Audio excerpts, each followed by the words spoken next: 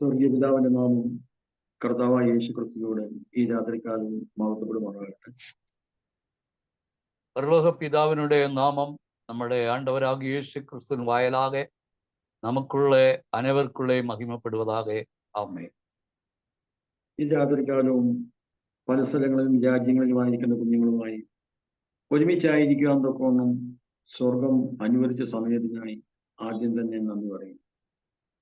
இந்த மறுபடியுமாக இந்த இரவிலும் ஒரு നാളുകൂടെ പല രാജ്യങ്ങളിൽ പല ദേശങ്ങളിലെ പല ഊരുകളായിരുന്നു നമ്മൾ ഒരുമിച്ച് ദേവനുടെ പ്രഭാത പീഠത്തിൽ അമരക്കൂടിയ നല്ല വായ്പെ പരലോകത്തിൻ ദേവൻ നമുക്ക് പാരാട്ടിനപടിയിനാൽ പിതാവാകിയ ദേവനെ മറുപടിയുமாக ദേവനെ സ്തോത്തിരിக்கிறேன்.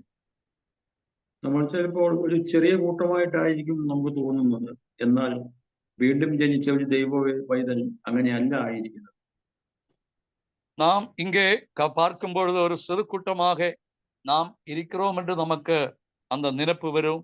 ஆனால் நாம் சிறு கூட்டம் அல்ல, ஒரு பெரிய கூட்டமாக தேவன் நம்மை அமைத்து வச்சிருக்கிறார். കാരണം യേശു ദൈവപുത്രൻ എന്ന് വിശ്വസിച്ച് ആ വിശ്വാസത്തിലൂടെ ദൈവത്താൽ ജനിച്ച ഒരു ദൈവ പൈതൽ ആയിരിക്കുന്ന സാഹചര്യം എപ്പോഴും അവൻ ഓർത്തിരിക്കേണ്ടതാണ്. ஒரு தேவனுடைய பிள்ளை பொறுத்தவரைக்கும் இயேசு கிறிஸ்துவை சொந்த ரட்சகராக ஏற்றுக்கொண்டு மறுபடியும் பிறந்து தேவனுடைய ராஜ்யத்தில் பிறந்ததான ഓരോ നബറുകളും മികവും ദേവനുക്ക് വിശേഷമാനവர்கள், മുഖ്യമാനവர்கள். വീണ്ടും ജനിച്ച ഒരു ദൈവ പൈതല് പ്രവർത്തിക്കേണ്ടതായ സ്ഥലം മാത്രമാണ് ഈ ഭൂമി. மறுபடியும் பிறந்ததான தேவனுடைய மக்கள் செயல்பட வேண்டிய ஒரு இடம் இருந்திருந்தால் இந்த பூமி தான் நாம் செயல்பட வேண்டும். എന്നാൽ അവൻ ജീവിക്കേണ്ടുന്ന സ്ഥലം ഇവിടെയല്ല. ஆனால் அவன் வாழ்கிற இடம் இங்கே அல்ல. കൊലോസ്യർ 1:13 പറയുവാണ്, നിങ്ങളെ ഇരുട്ടിന്റെ അധികാരത്തിൽ വിടുവിച്ചു എന്ന് നിങ്ങളെ പുത്രനായ യേശുക്രിസ്തുവിന്റെ രാജ്യത്ത് ആക്കി വെച്ച ആ പിതാവിനെ സന്തോഷത്തോടെ സ്തോത്രം ചെയ്യുന്നവരാണ്. கொலோசியர் நிருபம் 1 அதிகாரம் பார்க்கும் பொழுது இருளின் அதிகாரத்திலிருந்து நம்முடைய அன்பின் குமாரனுடைய ராஜ்யத்திற்காக நம்மை அழைத்ததான தேவனுக்கு நான் ஸ்தோத்திரங்களை ஏறெடுக்க வேண்டும் என்று அந்த வசனங்களிலே நாம் பார்க்கிறோம். ഫിലിപ്പിയർക്കുള്ള ലേഖനം 2-ാം അധ്യായത്തിൽ പറയുവാണ്, നമ്മുടെ പൗരത്വമോ അത് സ്വർഗത്തിലാണ്. பிலிப்பியர் நிறுவன் 2-ாம் அதிகாரத்திலே நாம் பார்க்கும் பொழுது நம்முடைய குடியுரிமையோ அதை பரலோகத்தில் இருக்கிறது என்று அந்த வசனங்களிலே நாம் அறிந்து கொள்ள முடியும்.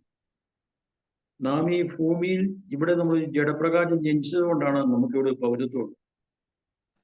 நாம் இந்த பூமியில் பிறந்ததினாலே தான் இந்த பூமிக்குரிய குடியுரிமையை நாம் பெற்றிருக்கிறோம்.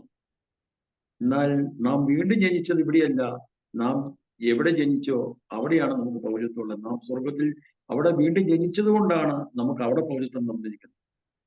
மறுபடியும் பிறந்ததான தேவனுடைய பிள்ளைகள் இந்த பூமியில் அல்ல, அவர்கள் மறுபடியும் பிறந்தது தேவனுடைய ராஜ்யத்தில் மறுபடியும் பிறந்ததினாலே அந்த ராஜ்யத்துக்குரிய குடியுரிமையும் நாம் பெற்றிருக்கிறோம். ഈ ഭൂമിയിലുള്ള പൗരത്വം എന്ന് പറഞ്ഞാൽ ഒരു കെടുന്ന ബീജത്താലുള്ള മനുഷ്യന്റെ രക്തത്താല്, മനുഷ്യന്റെ ഇഷ്ടത്താല്, പുരുഷന്റെ ഇഷ്ടത്താല്, ജഡത്താലുള്ള ഒരു ജനനം ഈ ഭൂമിയിൽ സംഭവിച്ചത് കൊണ്ടാണ് നമുക്ക് ഈ ഭൂമിയിലെ പൗരത്വം കിട്ടിയത്. இந்த பூமிக்குரிய குடியுரிமை நாம் பார்க்கும் பொழுது அது நாம் வேதவசனத்தில் பார்க்கிற பிரகாரமாக அது அழிவுள்ள வித்தினாலே நாம் இந்த பூமியில் பிறந்ததினாலே இந்த குடியுரிமையை நாம் பெற்றிருக்கிறோம். അത് ദൈവവചനം നമ്മളെ പഠിപ്പിക്കുന്നത് അത് കെടുന്ന ബീജത്താലുള്ള ജനനമാണ്. அப்படிப்பட்டதான குடியுரிமையை அழிவுள்ள வித்தினாலே பிறக்கப்பட்டதான குடியுரிமைതാ. പക്ഷെ അതിനൊരു സമയമുണ്ട്. ബൈബിള് പറയുവാണ് 70 ഏറെയായാൽ 80 എന്നാണ് പറയുന്നത്. அழிவுள்ள வித்தினாலே பிறக்கப்பட்ட குடியுரிமைக்கு ஒரு எல்லை இருக்கிறது, ஒரு முடிவு இருக்கிறது. அது 70 மிஞ்சி போனால் 80 വയസ്സ്. എന്നാൽ വീണ്ടും ജനിച്ച ഒരു ദൈവ പൈതലിന്റെ ജനനം അത് മനുഷ്യന്റെ ഇഷ്ടത്താലോ പുരുഷന്റെ ഇഷ്ടത്താലോ ജഡത്തിന്റെ ഇഷ്ടത്താലോ അല്ല, അത് ദൈവത്താൽ ജനിച്ചതാണ്. ஆனால் மறுபடியும் தேவனுடைய ராஜ்யத்தில் பிறந்ததான ഓരോ தேவனுடைய பிள்ளைகளும் மனுஷனுடைய சித்தத்தினாலும் அல்ல, ஒரு மனுஷனுடைய அபிப்பிராயத்தின்படியாக அல்ல, மனுஷனுடைய வித்தினாலும் அல்ல, அழிவில்லாத தேவனுடைய வார்த்தையாகிய തിരുവസനത്തിനാലെ தேவன் നമ്മെ മറുപടിയും പറക്ക വെച്ചിരിக்கிறார். ആ ജനനത്തെ കുറിച്ച് പറയുവാണ്, കെടുന്ന ബീജത്താലല്ല, കെടാത്തതും നിലനിൽക്കുന്നതുമായ ദൈവവചനത്താൽ നിങ്ങൾ വീണ്ടും ജനിച്ചിരിക്കുക. அழிவுள்ள வித்தினாலல்லே, அழிவில்லாததும் என்றென்றைக்கு நிலநிற்கக்கூடியதான தேவனுடைய ஜீவனுள்ள வித்தினாலே தேவன் നമ്മെ மறுபடியும் പറക്ക വെച്ചിരിக்கிறார். ഈ ജനനത്തിന് നാം ഏറ്റവും അധികമായിട്ട് വിശ്വസിക്കേണ്ടത് യേശു ദൈവപുത്രനാണെന്ന് വിശ്വസിക്കണം. அந்த அப்படிப்பட்ட அனுபவம் நம்முடைய வாழ்க்கையில் வரும்படியாக நாம் மிகவும் அதிகமாக விசுவாசத்தை வைக்க வேண்டிய இடம் இயேசு தேவனுடைய குமாரன் என்று நாம் விசுவாசிக்க வேண்டும். അതാണ് യോഹന്നാന്റെ സുവിശേഷം 1:12 പറയുവാണ്, ആ ദൈവപുത്രനായ ക്രിസ്തുവിൽ വിശ്വസിച്ച് അവിടെ പറയണ അവനെ കൈക്കൊണ്ട് അവന്റെ നാമത്തിൽ വിശ്വസിക്കുന്ന ഏവർക്കും ദൈവമക്കളാകാൻ വേണ്ടി അധികാരം ചോദിച്ചു. அதனால தான் யோவான் 1:12 வாசிக்கும் பொழுது அவரை ஏற்றுக்கொண்டவர்கள் எத்தனை பேர்களோ அத்தனை பேர்களும் தேவனுடைய பிள்ளைகளாகும்படி தேவன் நமக்கு அதிகாரம் கொடுத்திருக்கிறார். അവരെ കുറിച്ചാണ് തൊട്ടുതാറ്. അവർ രക്തത്തിൽ നിന്നല്ല, മനുഷ്യന്റെ ഇഷ്ടത്താലല്ല, പുരുഷന്റെ ഇഷ്ടത്താലല്ല, ദൈവത്താൽ എത്ര ജനിച്ചില്ല. அப்படிப்பட்ட பிறவி பிறந்திருக்கிறதான அவர்கள் அது இரத்தத்தினாலாவது, அது மாம்ச சித்தத்தினாலாவது, புருஷனுடைய சித்தத்தினாலாவது பிறவாமல் தேவனால் பிறந்தவன். ഇങ്ങനെ ജനിച്ചവർക്ക് മാത്രമേ യഥാർത്ഥ ഒരു വീണ്ടും ജനിച്ചു എന്ന് പറയാൻ കഴിയുകയുള്ളൂ. தேவனால் பிறந்த ஒரு நபர்களுக்கு மட்டும்தான் நாம் அதை மறுபடியும் பிறந்திருக்கிறோம் என்று உறுதியாக சொல்ல முடியும். കാരണം ഈ ഭൂമിയിലേക്കുള്ള സുവിശേഷങ്ങളിലൊന്നും പിതാവിലേക്കുള്ള വഴിയില്ല. இந்த பூமியிலே நான் கேட்டுக்கொண்டிருக்கிறதான ഓരോ സുവിശേഷ അതേ പ്രസംഗങ്ങളും അതിലെ தேவனுடைய രാജ്യத்துக்குரிய അതേ தேவனை வெளிப்படுத்தக்கூடிய எந்த സത്യങ്ങളും അതിലില്ലേ. സത്യസുവിശേഷമായ ദൈവരാജ്യ സുവിശേഷത്തിലൂടെ മാത്രമേ യേശുക്രിസ്തുവിലൂടെ പിതാവിലേക്കുള്ള ഒരു വഴിയുള്ളൂ. உண்மையான சத்திய உபதேசமாகிய தேவனுடைய வார்த்தையினாலே அதை நாம் தேவனுடைய ராஜ்யத்திலே பிரவேசிக்கக்கூடிய மக்களாയിരിக்கும்படி தேவன் நமக்கு അനുമതി കൊടുത്തിരിக்கிறார். കാരണം ഈ ജനനത്തെ കുറിച്ച് പറയുമ്പോൾ കർത്താവിന്റെ വചനം കൊരിന്ത്യർക്കുള്ള ലേഖനത്തിൽ പറയുവാണ്, ക്രിസ്തുവിന്റെ തല ദൈവമാണ്. கொரிന്தி நிருபம் 11 வாசிக்கும் பொழுது கிறிஸ்துவுக்கு தல தேவனாயிருக்கிறார் என்பதை அந்த இடத்திலே வாசிக்கிறோம்.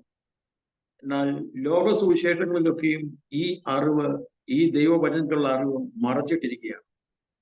ஆனால் உலகத்திலே நான் கேட்கிறதான அதே பெரும்பாலான அதே சுவிசேஷத்திலும் அதே பிதாவு தலையாக கிறிஸ்துவுக்கு தலையாயிருக்கக்கூடிய சுவிசேஷங்கள் எதுவுமே கிடையாது.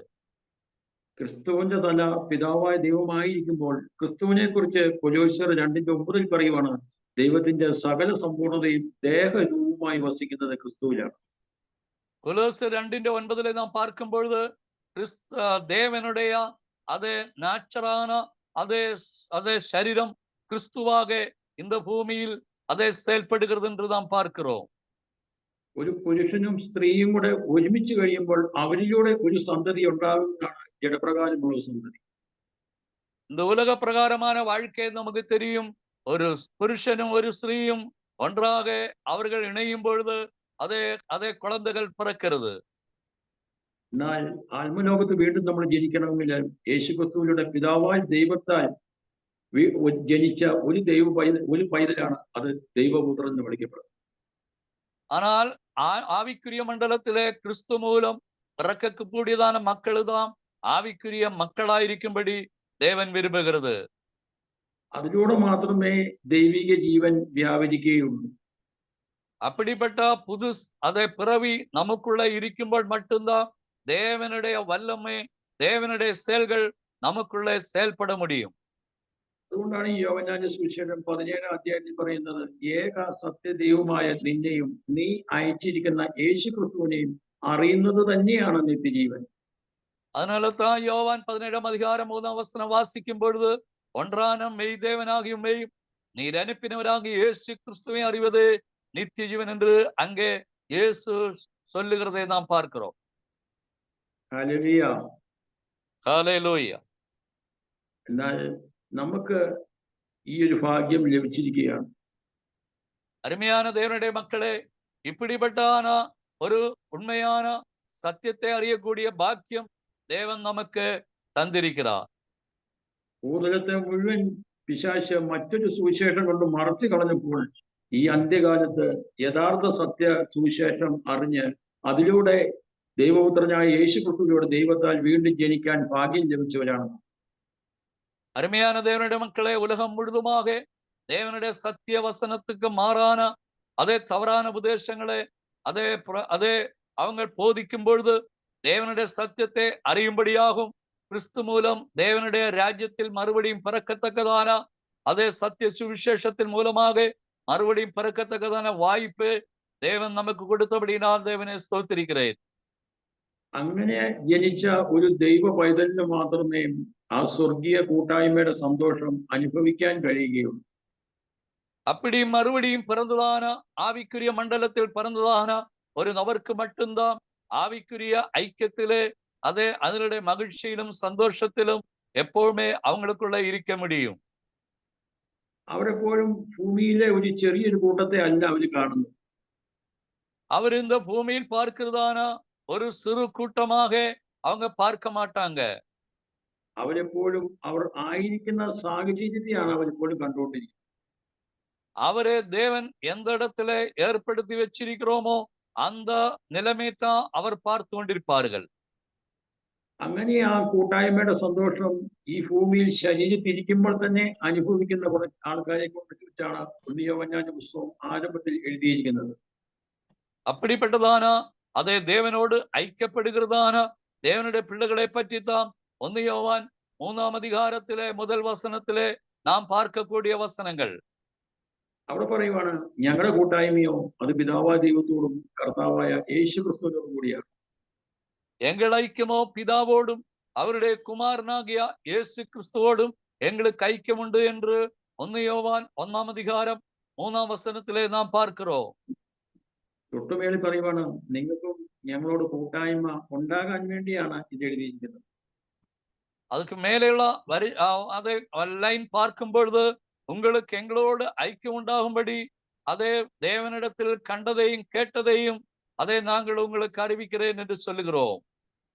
ഒരു ദൈവ പൈതൽ ആയിരിക്കുന്ന സാഹചര്യം നാം എബ്രായർക്കുള്ള ലേഖനം 12ആം അധ്യായം വായിക്കുമ്പോൾ അതിന്റെ 12-22 തൊട്ട് വായിക്കുമ്പോൾ നമുക്ക് കാണാൻ സാധിക്കും ഒരു 7 സാഹചര്യങ്ങൾ. எபிரேயர் நிருபம் 12ஆம் அதிகாரம் அதுல 22ஆம் வசனத்திலிருந்து நாம் பார்க்கும் பொழுது ஒரு தேவனுடைய பிள்ளை எந்த இடத்துல எப்படி இருக்கிறார் என்பது அந்த வசனத்திலே தெளிவாக எழுதப்பட்டிருக்கிறது. അങ്ങനെ വീണ്ടും ജനിച്ചവർക്ക് അവിടെ ഒരു ചർച്ചും കൂടെ കാണാൻ കഴിയും. அப்படி மறுபடியும் பிறந்ததான ஒரு தேவனுடைய பிள்ளையை பொறுத்த வரைக்கும் அவங்களுக்கு ஒரு ஐக்கியத்தையும் ஒரு ஃபெலோஷிப்பையும் கூட்டாய் அது தேவனுடைய இடத்தையும் நம்ம பார்க்க முடியும். അതാണ് സ്വർഗത്തിൽ പേർ എഴുതിയിരിക്കുന്ന ആദ്യജാതന്റെ സഭ. அதுதான் வேதவசனத்திலே நாம் பார்க்கிறத பரலோகத்திலே பேரெழுதியிருக்கிறதான முதற் பேரானவர்களின் சர்வ சங்கமாகிய சபையிடத்திற்கு அதை நாம் வந்திருக்கிறோம் என்று அந்த வசனத்திலே பார்க்கிறோம். നാം ഈ ഭൂമിയിൽ കാണുന്ന ചർച്ചുകളിലൊക്കെ ഞായറാഴ്ച ദിവസങ്ങൾ മാത്രമേ അവിടെ കൂട്ടായ്മയുള്ളൂ. நாம் இந்த உலகத்திலே பார்க்கிறதான சபைகள் பெரும்பாலும் ஞாயிற்றுக்கிழமை மட்டும்தான் ஒரு ஐக்கியம் இருக்கிறது. എന്നാൽ വീണ്ടും ജനിച്ച ഒരു ദൈവ പൈതൽ അവനായിരിക്കുന്നിടത്ത് എപ്പോഴും കൂട്ടായ്മയുണ്ട്. ஆனால் மறுபடியும் பிறந்ததான தேவனுடைய பிள்ளையை பொறுத்த வரைக்கும் வாரத்தில் ஒரு நாள் அல்ல, அவருக்கு எப்பொழுதுமே பிதாவோடும் குமாரனோடும் ஒரு ஐக்கியத்தை அவர் உண்டு பண்ணி வச்சிருக்கிறார். അവിടെ പറയുവാണ്, അവിടെ അവരായിരിക്കുന്നത് അനേകായിരം ദൂതന്മാർ നടുവിലാണ്. அங்கே வசனம் பார்க்கும் பொழுது அங்கே அவர்கள் பல்லாயிரக்கணக்கிന് ദൂതർ മധ്യയിലെ അവர்கள் കാണപ്പെടുகிறார்கள். വീണ്ടും അവിടെ പറയാണ്, ശുദ്ധന്മാരായ നീതിമാന്മാരുടെ ആത്മാക്കൾ അവിടെയുണ്ട്. അതേ தேவனுடைய சபையினிடத்திற்கும் யாவருக்கும் அதே நியாயாதிபதியாகிய தேவனிடத்திற்கும் பூர்ணமாக்கப்பட்டவரிடத்திற்கும் ஆவிகளின் அதே இடத்திற்கும் நாம் வந்து விட்டோம் என்று அந்த வசனத்திலே நாம் பார்க்கிறோம். അവിടെ പിതാവായ കർത്താവായ യേശു ക്രിസ്തുവും ഉണ്ട്. அங்கே நம்முடைய பிதாவாகிய தேவனும் കർത്താവായ യേശു ഉണ്ട്. நம்முடைய கர்த்தராகிய இயேசு கிறிஸ்துவும் அந்த இடத்தில் இருக்கிறது. വീണ്ടും പറയുവാണ്, ഹാബേലിന്റെ രക്തത്താൽ ഗുണകരമായി സംസാരിക്കുന്ന പുണ്യാഹ രക്തത്തിനും അടുക്കൽ അത്രേ നിങ്ങൾ വന്നിരിക്കുന്നത്. அதே புது உடன்படிக்கையின் மத்தியஸ்தராயிருக்கிற இயேசு கிறிஸ்துவின் இடத்திற்கு நாம் வந்திருக்கிறோம். ஹாபேனுடைய ரத்தம் அதை பேசுவதை பார்க்கிலும் நன்மையானவர்களை பேசுகிற ரத்தமாகிய ரத்தம் தளிக்கப்பட்டும் அந்த ரத்தத்திடத்திற்கு நாம் வந்து விட்டோம் என்று அந்த வசனங்களிலே நாம் பார்க்கிறோம். നമ്മള് എഫേസ്യർക്കുള്ള ലേഖനം 1:9 വായിക്കുമ്പോൾ കാണാൻ പറ്റും, സ്വർഗത്തിലുള്ളതും ഭൂമിയിലുള്ളതും പിന്നെയും ക്രിസ്തു യേശുവിലൂടെ ഒന്നായി ചേർക്ക എന്ന കാലസമ്പൂർണ്ണതയിലെ വ്യവസ്ഥ. அது எபேசு நிறுவம் 1 அதிகாரம் 9 வசனத்தின்படியாக அதை காலம் நிறைவேறின போது அதை விளங்குவதற்கு நியாயத்தின்படி பரலோகத்தில் இருக்கிறவர்களும் பூலோகத்தில் இருக்கிறவர்களும் சகலவும் கிறிஸ்துவுக்குள்ளே அதை கூட்ட வேண்டும் என்று தேவனுடைய சித்தமாயிருந்தது. ദൈവത്തെ മനുഷ്യനും തമ്മിൽ ഒന്നാക്കുന്ന പുതിയ ഉടമ്പടി, தேவனையும் மனுஷனையும் ஒன்றாக இணைக்கப்படக்கூடியதான புதிய உடன்படிக்கை பற்றி அந்த இடத்திலே நாம் பார்க்கிறோம். പുതിയ ഉടമ്പടിയിൽ അന്ത്യത്തോളം നിന്ന് ക്രിസ്തുയേശുവിലൂടെ പിതാവായ ദൈവവുമായി ഒന്നായി തീരുവാനുള്ള കൃപ തരയണമേ എന്ന് എപ്പോഴും പ്രാർത്ഥിക്കും. புதிய உடன்படிக்கையின் மூலமாக நம்முடைய கர்த்தராகிய இயேசு கிறிஸ்து மூலமாகும் பிதாவினிடத்தில் ஒரே ஐக்கியத்தில் இருக்கும்படி எப்பொழுதும் தேவனிடத்தில் நான் ஜெபிக்க வேண்டும். അപ്പോസ്തലൻ പൗലോസ് പറയുവാണ്, ഞങ്ങൾ കാണുന്നതിനെ അല്ല നോക്കിക്കൊണ്ടിരിക്കുന്നത്, ഞങ്ങൾ കാണാത്തതിനെ അത്രേ നോക്കിക്കൊണ്ടിരിക്കുന്നത്. பவுலப்போஸ்தலன் சொல்லும்போது நாங்கள் காண்கிறதல்லே കാണാത്തതേ ഞങ്ങൾ பார்த்து கொண்டிருக்கிறோம் என்று பவுலப்போஸ்தலன் சொல்லுகிறதை நாம் பார்க்கிறோம். കാണുന്നതൊക്കെയും താൽക്കാലികമാണ്, എന്നാൽ കാണാത്തതാണ് നിത്യം. കാണുന്നത് താൽക്കാലികമാനത്, കാണാത്തതോ നിത്യമാനതേ என்று அந்த വസനങ്ങളിലെ നാം பார்க்க முடியும். ഈ കൂട്ടായ്മയുടെ അനുഭവം അനുഭവിക്കുന്ന പൗലോസ് പറയുവാണ്, ശരീരത്തിലിരിക്കുന്നതിനേക്കാൾ ഞാൻ ഏറെ ഇഷ്ടപ്പെടുവാണ് ശരീരം വിട്ട് കർത്താവിനെ ഉപയോഗിച്ച് തരാൻ വേണ്ടി. அதனால இந்த சரீரத்திலே இருக்கிறதை விட கர்த்தரோடு கூட இணைக்கப்படுகிறது, அதை சேர்க்கப்படுகிறது எங்களுக்கு மிகவும் அதை ஆசையா இருக்கிறது என்று பவுலப்போஸ்தலன் சொல்லுகிறதை நாம் பார்க்கிறோம். പ്രിയ ദൈവവേദനയെ, നാം ഈ കൂട്ടായ്മയുടെ സന്തോഷം നാം അനുഭവിക്കുന്നുവെങ്കിൽ നമുക്ക് ലോകത്ത് ജീവിക്കാൻ ഒരു താല്പര്യവും ഉണ്ടാകില്ല. அருமையான தேவனுடைய மக்களே, தேவனுள்ள ஐக்கியத்திலே அந்த ஐக்கியத்திலே நாம் அதை அதிகமாக பிரவேசிக்கும் பொழுது இந்த உலகமான காரியங்களிலே விட்டு அந்த உலகத்தோடு അതേ സഹവാസത്തെ നാം വിട്ടുവിടുகிறோம். ലോകത്തോടും ലോകത്തിലുള്ളതിനോടുമുള്ള ദാഹം നമുക്ക് ഓരോ നിമിഷവും കുറഞ്ഞു വന്നുകൊണ്ടിരിക്കും. இந்த உலகத்தையும் உலகத்தில் காண்கிற அத்தனை காரியங்களையும் அது மேലുള്ള അതേ ആശാഭാസങ്ങൾ കുറഞ്ഞു കൊണ്ടേ വരുகிறது. അങ്ങനെ വരുമ്പോൾ നമുക്ക് പിതാവിന്റെ സ്നേഹം ഒരുപാട് അനുഭവിക്കാൻ കഴിയും. அப்படி தேவனோடுள்ள ஐக்கியத்தில் இருக்கும் பொழுது பிதாவாகிய தேவனுடைய அன்பை அதிகமாக ருசிக்கவும் அந்த அன்பிலே நாம் தேற்றப்படவும் தேவன் நமக்கு கிருபை செய்வார். യോഹന്നാന്റെ ലേഖനം വായിക്കുമ്പോൾ ഇങ്ങനെയാണ് പറയുന്നത്, ലോകത്തിലുള്ള ഒന്നിനെയും നിങ്ങൾ സ്നേഹിക്കില്ല. ഒരുവൻ ലോകത്തെ സ്നേഹിക്കുന്നുവെങ്കിൽ പിതാവിന്റെ സ്നേഹം അവന്റെ ഉള്ളിൽ ഇല്ല. அதே 1 யோவானிலே நாம் வாசிக்கும் பொழுது உலகத்தில் இருக்கிற ஏதன் மேலும் அன்பு செலுத்த வேண்டாம். அதே ஒருவன் உலகத்தின் மேல் அன்பாயிருந்தால் அவனுக்குள்ளே தேவனுடைய அன்பில்லை என்று அந்த வசனம் தெளிவாக எழுதப்பட்டிருக்கிறது. കർത്താവായ യേശു ക്രിസ്തുവിലൂടെ ആ പിതാവിന്റെ സ്നേഹം അനുഭവിക്കാൻ കഴിയാത്തത് നാം ലോകത്തെയും ലോകത്തിലുള്ളതിനെയും സ്നേഹിക്കുന്നത് കൊണ്ടാണ്. നമ്മുടെ കർത്താവായ യേശു ക്രിസ്തു മൂലം பிதாவினுடைய அன்பு அதிகமாக நம்மளால ருசிக்கவோ அந்த அன்பிலே செயல்படவோ முடியாம இருக்க காரணம் நம்முடைய உலகத்துள்ள அதே சகவாசம் அதிகமா இருக்கிறதுனாலே அதே தேவனுள்ள ஐக்கியம் குறையப்படுகிறதை நாம் பார்க்கிறோம். കാരണം ലോകത്തിന് പിതാവിനെ ലഭിക്കുകയില്ല. தேவனுடைய வசனம் சொல்லுகிறது, உலகத்துக்கு தேவனுடைய அதே அன்பை அறிய முடியாது. ലോകത്തിന് പരിശുദ്ധാത്മാവിനെയും ലഭിക്കില്ല. இந்த உலகத்திற்கு தேவனுடைய சத்திய ஆவியானவரையும் அவங்க பெற்றுக்கொள்ள முடியாது. ലോകത്തിന് യഥാർത്ഥ യേശുവിനെയും ലഭിക്കുകയില്ല. அப்படிப்பட்டவங்களுக்கு உலகத்தில் இருக்கிறதான மெய்யான இயேசுவே அவங்களாலே கண்டுபிடிக்கவும் முடியாது. എന്നാൽ ദൈവരാജ്യ സുവിശേഷത്തിലൂടെ വീണ്ടും ജനിച്ച ഒരു ദൈവ പൈതലിന് മാത്രമേ ഇതെല്ലാം ലഭിക്കുകയുള്ളൂ. ஆனால் தேவனுடைய ராஜ்யத்தின் சுவிசேஷத்தின் மூலமாக தேவனோடு இணைக்கப்படுகிறவர்களுக்கு மட்டும்தான் இப்படிப்பட்ட அதே அழிவில்லாத தேவனுடைய ராஜ்யத்துக்குரிய രഹസ്യങ്ങളെയും സത്യങ്ങളെയും ദേവൻ നമുക്ക് കൊടുക്കുന്നത്. എന്നാൽ ലോകസ്ഥാപനത്തിന് മുമ്പേ നമ്മെ തന്റെ പ്രിയനായവനിൽ തിരഞ്ഞെടുത്തത് കൊണ്ടാണ് നമുക്ക് ആ ഭാഗ്യം ലഭിച്ചത്. உலக தோற்றத்திற்கு முன்பே கிறிஸ்துவுக்குள்ளே நம்மை முன்குறித்து தெரிந்து கொண்டதினாலே அப்படிப்பட்ட பாக்கியம் தேவன் നമുക്ക് കൊടുത്തിരിக்கிறோம். ദൈവരാജ്യത്തെ ശിശു എന്ന പോലെ കൈക്കൊള്ളാത്തവൻ ആരും ഒരു നാളും അതിൽ കടക്കുകയില്ല എന്ന് ഞാൻ സത്യമായിട്ട് നിങ്ങൾക്ക് പറയുന്നുണ്ട്. കർത്താവായ യേശു ക്രിസ്തു ലൂക്കോസിന്റെ സുവിശേഷം 18:17 പറഞ്ഞു. தேவனுடைய ராஜ்யத்தை ஒரு குழந்தையை போல ஏற்றுக்கொள்ளாவிட்டால் அவன் தேவனுடைய ராஜ்யத்துக்கு அதே அதே சொந்தக்காரன் அல்ல என்று லூக்கா சுவிசേഷത്തിലെ നാം பார்க்கிறோம். 1 കൊരിന്ത്യർ 14:20 വായിക്കുമ്പോൾ ഇങ്ങനെയാണ്: സഹോദരന്മാരെ, ബുദ്ധിയിൽ കുഞ്ഞുങ്ങൾ ആകരുത്, തിന്മയ്ക്ക് ശിശുക്കൾ ആയിരിപ്പീൻ, ബുദ്ധിയിലോ മുതിർന്നവരായി. 1 കൊരിന്ത്യർ 14 அதிகாரம் வாசிக்கும் பொழுது, அருமையான தேவனுடைய பிள்ளைகளே, அதே நாம் அதே தேவனுடைய சமூகத்தில் அதே குழந்தையை போல ஆய்விடாதபடி அதே புத்தியிலே ஞானமுள்ளவர்களாயிருக்கும்படி தேவன் அந்த இடத்திலே பவுல் மூலமாக பேசப்படுகிறோம். എന്തെന്നാൽ വീണ്ടും ജനിച്ച ഒരു ദൈവ പൈതലിന് മാത്രമേ ദൈവത്തിന് കീഴടങ്ങാൻ കഴിയുകയുള്ളൂ. மறுபடியும் பிறந்ததான ஒரு தேவனுடைய பிள்ளைக்கு மட்டும்தான் தேவ சமூகத்திலே தாழ்மையான கீழ்ப்படுதலே அவங்களாலே தான் அதை பின்பற்ற முடியும். പഴയ സൃഷ്ടിയിൽ ആയിരിക്കുന്ന ഒരുവന് ഒരിക്കലും ദൈവത്തിന് കീഴടങ്ങാൻ കഴിയുകയില്ല. ആദത്തിലുള്ള പഴയ സൃഷ്ടിയിൽ ഇരിക്കുന്ന ഒരു നബർക്കും தேவ சமூகத்திலே தேவனுக்கும் தேவனுடைய சத்தியங்களுக்கும் அவங்க கீழ்ப்படிய முடியாது.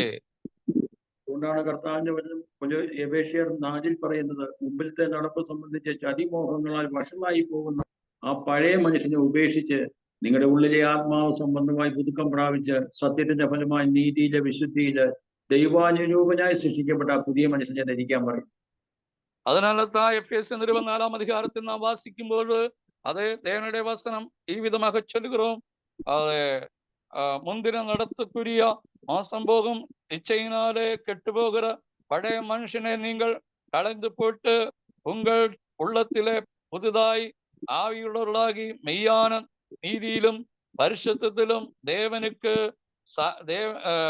தேவனுடைய சாயலாயிருக்கிற சிருஷ்டிக்கப்பட்ட புதிய மனுஷனை தரித்துக் கொள்ளுங்கள் என்று அந்த வசனத்திலே எழுதப்பட்டிருக்கிறது. ഒരു ദൈവ പൈതൽ ദൈവത്തിന് കീഴടങ്ങുന്ന ഒരു വ്യക്തിക്ക് മാത്രമേ ദൈവിക ശക്തി ലഭിക്കുകയുള്ളൂ. தேவனுடைய வார்த்தையின்படி தேவனுடைய வசனத்துக்கு தேவனுக்கு கீழ்ப்படுகிறதான ஒரு நபர்களுக்கு மட்டும்தான் தேவனுடைய சத்தியத்திலே அவன் வாழ முடியும். അതെങ്ങനെ നമുക്ക് സാധിക്കും? കർത്താവായ യേശു ക്രിസ്തു നമ്മുടെ തലയായിരിക്കുന്നതിലൂടെ മാത്രം, കർത്താവിന് നാം കീഴ്പ്പെട്ട് കൊടുക്കുന്നതിലൂടെ മാത്രമേ ആ കർത്താവിന്റെ ശക്തിയും ബലവും നമുക്ക് ലഭിക്കുകയുള്ളൂ. அது எப்படி நமக்குள்ளே சாத்தியமாகும்? நாம் கர்த்தராக இயேசு கிறிஸ்துவுக்கு கீழ்ப்படியும் பொழுது அதே கர்த்தராக இயேசு கிறிஸ்து மூலம் தேவனுடைய சத்தியத்துக்கு நாம் கீழ்ப்பட்டவர்களாக இந்த பூமியில் நாம் வாழ முடியும். അതുകൊണ്ടാണ് കർത്താവായ യേശു ക്രിസ്തു യോഹന്നാന്റെ സുവിശേഷം 15 പറയുന്നത്, ഞാൻ സാക്ഷാൽ മുന്തിരിവള്ളിയും എന്റെ പിതാവ് തോട്ടക്കാരനുമാണ്, എന്നിൽ കായ്ക്കാത്തതിനെയൊക്കെയും നീക്കിക്കളയും, കായ്ക്കുന്നതിനെയൊക്കെയും അധിക ഫലം കായ്ക്കണം, ചെത്തി ഒടിപ്പാകും. அதனால தான் யோவான் 15 அதிகாரத்துல நாம் பார்க்கும் பொழுது, நானே மெய்யான திராட்சை செடி, அதை நீங்கள் அதை கிளைகளும் இருக்கிறோம், அதை அதிகம் கனி கொடுக்கும்படியாக அதை அதிகமாக அதை சுத்தம் பண்ணுகிறது என்று சொல்லி அந்த வசனங்களிலே நாம் பார்க்கிறோம். அவர் പറഞ്ഞു, എന്നെ കൂടാതെ നിങ്ങൾക്ക് ഒന്നും ചെയ്യാൻ കഴിയില്ല. இயேசு அந்த இடத்துல தெளிவாக சொல்லும் பொழுது, என்னை பிரிந்து உங்களுக்கு ஒன்றுமே செய்ய முடியாது என்று அந்த இடத்திலே நாம் பார்க்கிறோம். ഒരു ദൈവ പൈതലിന്റെ ശക്തിയും ബലവും എല്ലാം അത് കർത്താവായ യേശു ക്രിസ്തു തലയായിരിക്കുന്നതിലൂടെ ആ കർത്താവിന്റെ ബലവും ശക്തിയുമാണ്. നമുക്ക് നമ്മുടെ ബലമല്ല, നമ്മുടെ ജ്ഞാനമല്ല, ക്രിസ്തു നമുക്ക് തലയായിരിക്കും പൊഴുത് ക്രിസ്തുവിലൂടെ ദേവജ്ഞാനത്തെയും ദേവബലത്തെയും നമുക്കുള്ള ദേവൻ കൊടുக்கிறார். അതുകൊണ്ടാണ് എബേഷ്യർ 6:10 വായിക്കുമ്പോൾ പറയുന്നത്, കർത്താവിലും അവന്റെ അമിത ബലത്തിലും ശക്തിപ്പെടാൻ പറയും. அதனாலதான் எபேசியர் 6ஆம் அதிகாரத்திலே நாம் பார்க்கும் பொழுது அதே தேவனிலும் தேவனுடைய சத்துவத்திலும் பலப்பட வேண்டும் என்று அந்த வசனத்திலே தெளிவாக எழுதியிருக்கிறோம். അതുകൊണ്ടാണ് പത്രോസിന്റെ ലേഖനം നമ്മളോട് പറയുന്നത്, യേശുവിനെ കർത്താവായി നിങ്ങളുടെ ഹൃദയത്തിൽ വിശുദ്ധീകരിക്കാൻ പറയുന്നു.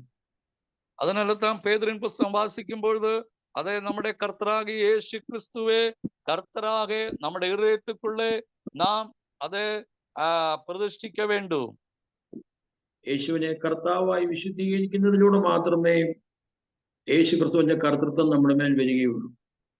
യേശു നമുക്കുള്ള കർത്തരാக பரிசுத்தம் பண்ணும் பொழுது மட்டும்தான் நாம் தேவனுடைய സത്യത്തിലെ ഉறுதிയായിരിக்க முடியும்.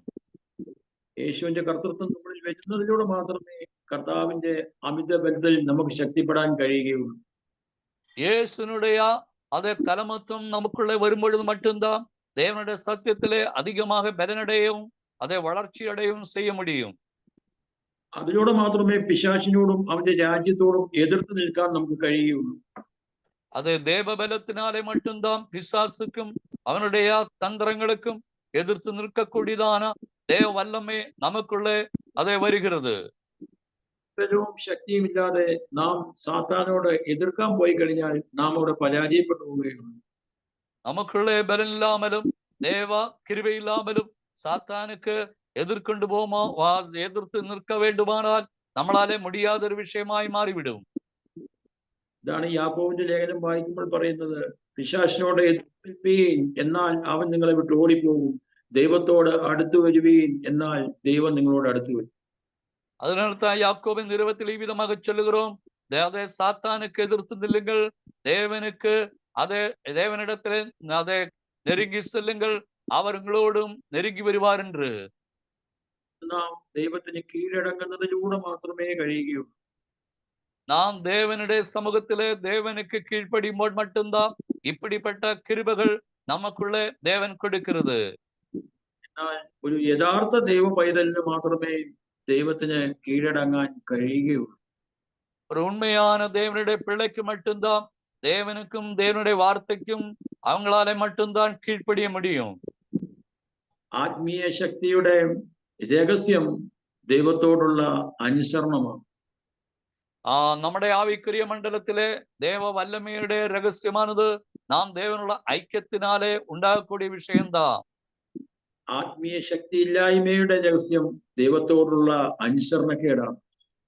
நமக்குள்ளே ஆவிக்குரிய பலன் இல்லாம இருக்கிற காரணம் நமக்குள்ளே தேவனுக்கு கீழ்ப்படியாமல் அதை எதிர்த்து நிற்கிறதுனாலே ഉണ്ടാകக்கூடிய വിളവുകൾ தான் என்பதையும் നാം അറിந்து கொள்ள வேண்டும்.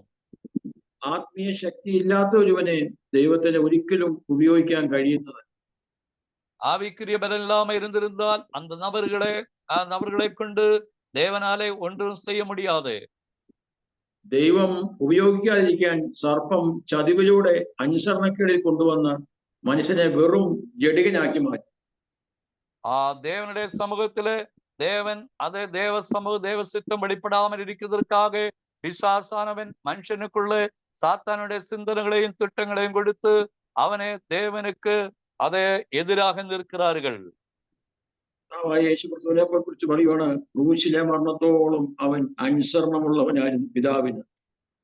നമ്മുടെ കർത്താവായ യേശു ക്രിസ്തുവെ പറ്റി നാം பார்க்கும் பொழுது அவர் சிலுவையின் மரணபரியந்தம், அதாவது சிலுவையின் மரணபரியந்தம் തന്നെ പിതാവുக்கு മുൻപാக താഴ്ത്തിയதாக വേദവസനം சொல்லுகிறது.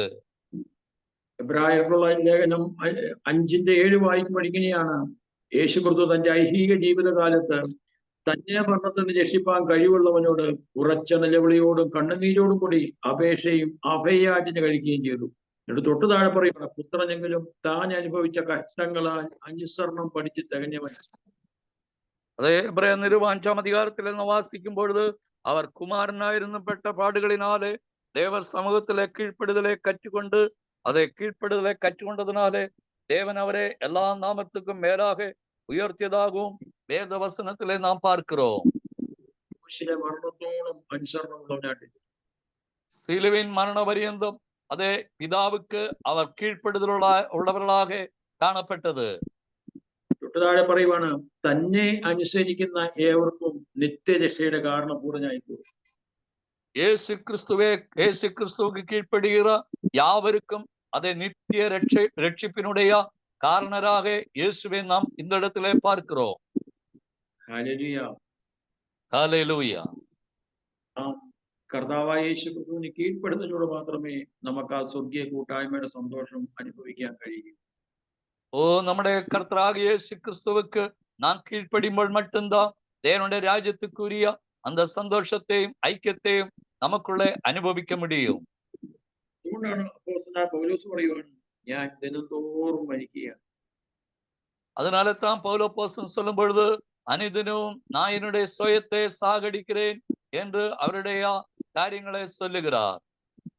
ഇന്നലെ നാം മരിച്ചതുകൊണ്ടായിരിക്കല്ല ഇന്ന് നാം കർത്താവിനോടുകൂടി ജീവിക്കേണ്ടത്. ഇന്ന് നാം മരിച്ചതുകൂടി ആയിരിക്കണം കർത്താവിനോടുകൂടി ജീവിക്കേണ്ടത്.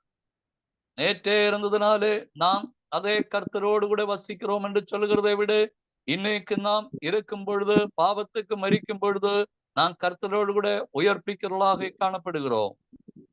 നാം ഒരു പുതിയ പ്രഭാതത്തിൽ അതിന്റെ ആരംഭത്തിൽ തന്നെ നാം എഴുന്നേൽക്കുമ്പോൾ നാം ആഗ്രഹിക്കേണ്ടത് ആ കർത്താവുമായിട്ടുള്ള കൂട്ടായ്മയാണ്. நாம் அனுதினமும் காலை வேளையில எழுந்திருக்கும் பொழுது முதலாக நம்முடைய கர்த்தராகிய இயேசு கிறிஸ்துவோடும் பிதாவினோடும் கூட உள்ளதா அந்த ஐக்கியத்திலே அதை என்னை நடத்த வேண்டும் என்று അനുദിനവും നാം ജപിക്ക വേണ്ടും. പ്രഭാതത്തിന്റെ ആരംഭത്തിൽ തന്നെ ആ കർത്താവായ യേശു ക്രിസ്തുവിനെ കണ്ടെത്തി അതിലൂടെ ആ പിതാവുമായിട്ടുള്ള കൂട്ടായ്മ നാം അനുഭവിക്കാൻ നമുക്ക് സാധിക്കുന്നുവെങ്കിൽ ആ ദിവസം പിശാചിനെ നമ്മളെ ആക്രമിക്കാൻ കഴിയുന്നതാണ്. ഓരോ നാളും അതേ കാലവേളയില് അതേ കാലം നാം എഴുந்திരിക്കും പൊഴുത് പിതാവോടും കുമാരനുള്ള ഐക്യത്തില് എന്നെ നടത്ത വേണ്ടുമെന്ന് ദേവ സമൂഹത്തില് ജപിക്കും പൊഴുത് അപ്പടിപ്പെട്ട അത് വഴി നടത്തുന്നാലേ സാത്താനെ നമ്മളാലെ നേർക്കൊള്ള മുടിയും. കൊച്ചു ഒരു കൊച്ചു പൈതൽ അത് ഉണർന്ന് രാവിലെ എഴുന്നേൽക്കുമ്പോൾ തന്നെ അത് അന്വേഷിക്കുന്നത് അതിന്റെ അമ്മയോ അതിന്റെ അപ്പനെയാണ്. ഒരു சிறு குழந்தையை பொறுத்தவரைக்கும் அது காலையில எழுந்திருக்கும் பொழுது முதலாவது தேடுகிறது தன்னுடைய தாயே അല്ലെങ്കിൽ തകപ്പനാരെ തേടുகிறார்கள். നാമും ഓരോ ദിവസവും വീണ്ടും ജനിച്ച ഓരോ ദൈവപൈതലും ഒരു പ്രഭാതത്തിൽ ആരംഭത്തിൽ തന്നെ അവൻ അന്വേഷിക്കേണ്ടതും അവൻ കണ്ടെത്തേണ്ടതും അവൻ ആ കൂട്ടായ്മ അനുഭവിക്കേണ്ടതും കർത്താവായ യേശു ക്രിസ്തുവിലൂടെ ആ സ്വർഗീയ പിതാവിനെ തന്റെ അമ്മയും അപ്പനും എല്ലാമായ ആ സ്വർഗീയ കൂട്ടായ്മയാണ് അനുഭവിക്കേണ്ടത്. നമ്മുടെ മറുപടിയും പിറന്നതാണ് നമ്മുടെ വാഴ്ക്കയില് അനുദിനവും കാലവേളയിൽ എഴുந்திരിക്കും പൊഴുത് നമ്മുടെ അതേ അപ്പാവും അമ്മാവുമായിരിക്കുന്ന പരലോക പിതാവെ ക്രിസ്തുവിലൂടെ നാം തേട വേണ്ടും. ക്രിസ്തുവിലൂടെ നമ്മുടെ അപ്പാവിടത്തിലും നമ്മുടെ തകപ്പനിടത്തിലും തായുമായിരിക്കുന്ന പിതാവിനിടത്തിലെ നമ്മെ അർപ്പണിക്ക വേണ്ടും. നാം അങ്ങനെ ആയിരിക്കുന്നുവെങ്കിൽ ആ ഒരു ദിവസം നമ്മുടെ ജീവിതത്തിൽ ഒരു അത്ഭുതമായിരിക്കും. ഈ വിധமாக നമ്മുടെ ഓരോ നാളുടെ തുവക്കത്തെ ആരംഭിപ്പോമാനാൽ നമ്മുടെ അன்றன்றுള്ള നാൾക്കൾ മികവും ആശീർവാദமாக ദൈവം നമുക്ക് അമച്ചു കൊടുപ്പാർ. കാരണം നാം എപ്പോഴും ഓർക്കണം, നാം നമുക്കുള്ളവരല്ല, നമുക്ക് വേണ്ടി ജീവിക്കാനുള്ളവരല്ല, നാം കർത്താവിന് വേണ്ടി ജീവിക്കാനുള്ളവർ. நாம் அனுதினமும் யோசிக்க வேண்டும், நான் எனக்காக வாழ வேண்டியவன் அல்ல, என்னை அழைத்த என் பிதாவாகிய தேவனுக்காக கிறிஸ்துவிலூടെ நாம் வாழ வேண்டும் என்று அந்த ചിന്തനയെ നമുക്കുള്ളേ എപ്പോഴും ഇരിക്ക വേണ്ടും.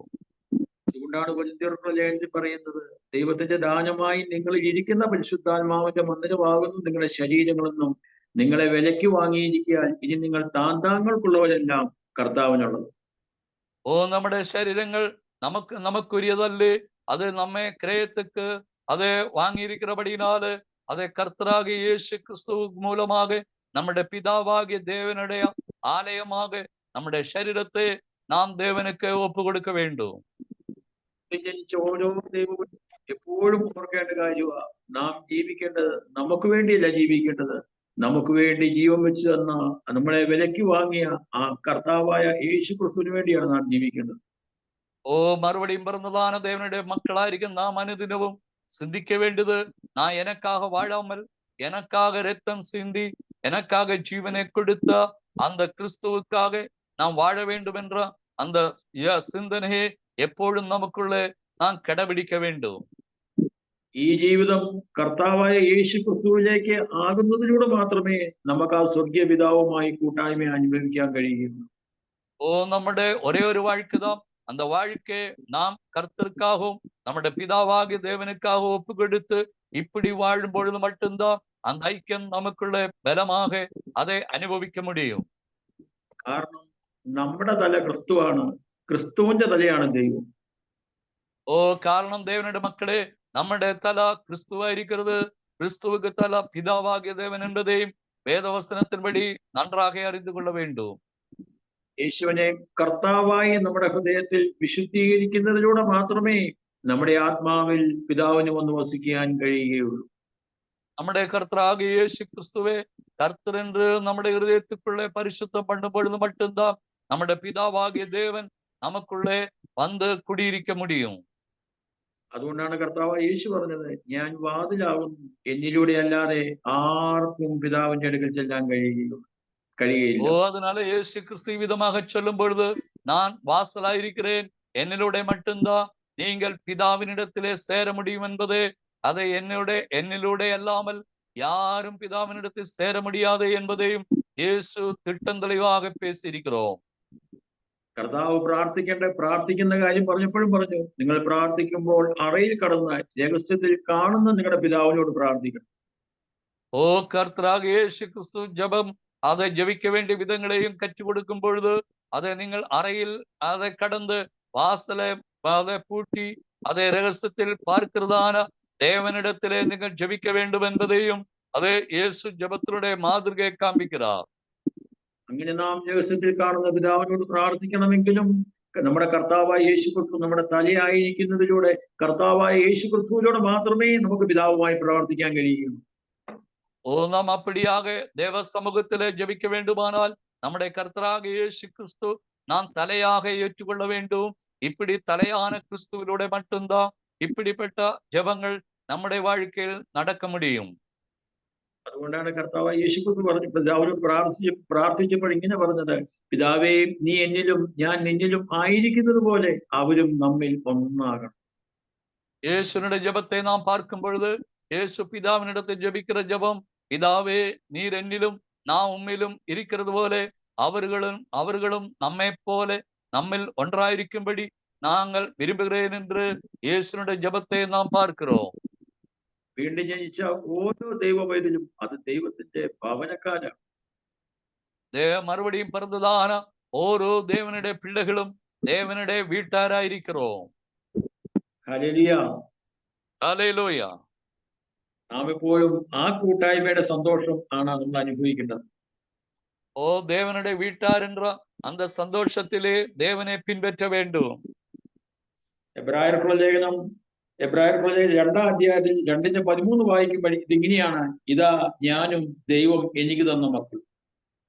எபிரேயர் நிருபம் 2-ம் அதிகாரம் 13-ம் வசனத்திலே வாசிக்கும் பொழுது அதை அந்த வசனத்திலே விதமாக சொல்லியிருக்கிறோம், நான் அவரிடத்தில் அதை நம்பியிருக்கிறேன், நான் என்றும் இதோ நானும் தேவன் எனக்கு கொடுத்த பிள்ளைகளும் என்று சொல்லுகிறார்.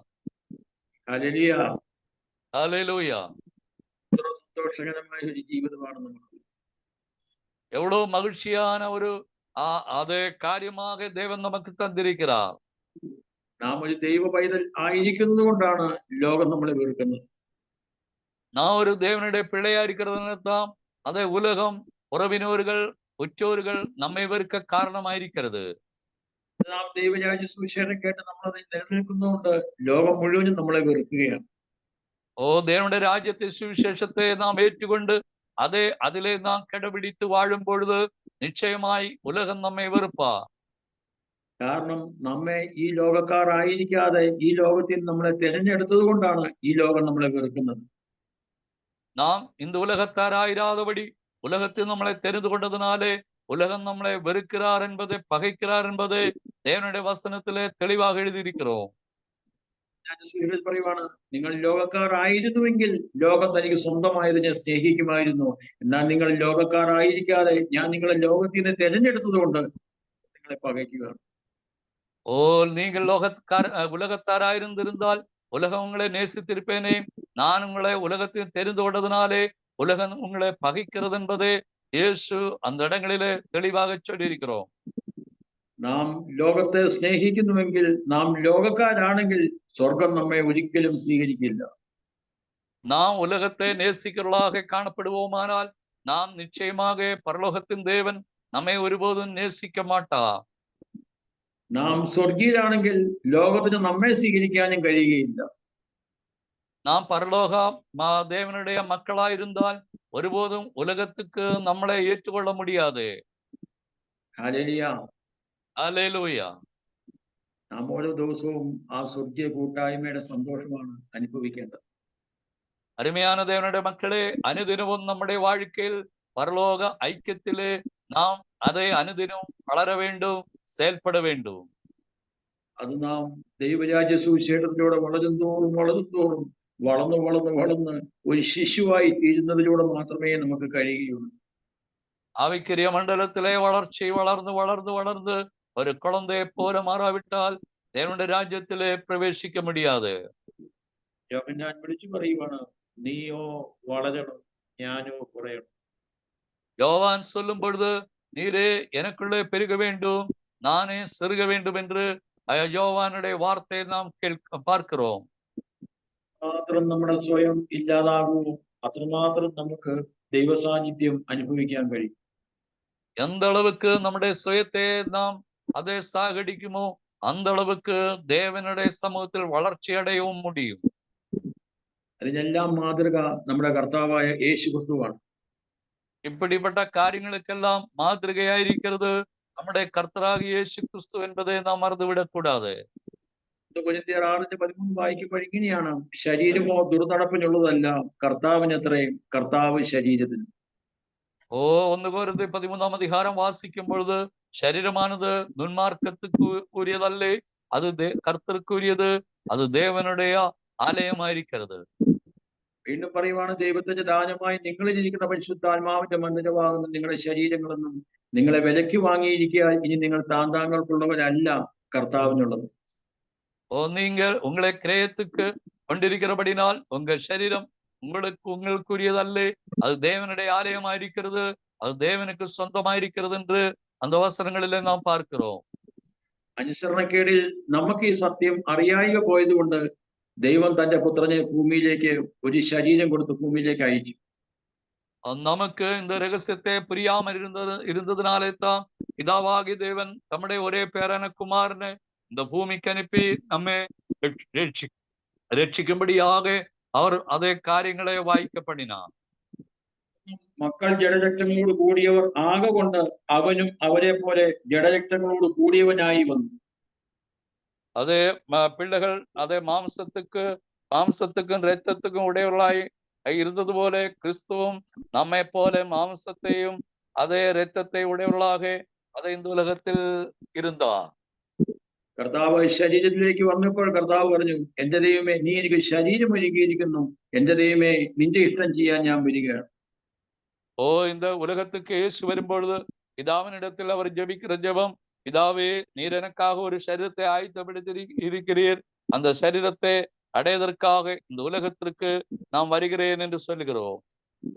എന്റെ കർത്താവായ യേശു ക്രിസ്തു യോഹന്നാന്റെ സുവിശേഷത്തിൽ പറഞ്ഞു, എനിക്ക് സ്വയേ ഒന്നും ചെയ്യാൻ കഴിയുന്നില്ല, പിതാവ് കാണിക്കുന്നതല്ലാതെ പുത്രൻ ഒന്നും ചെയ്യുന്നില്ല.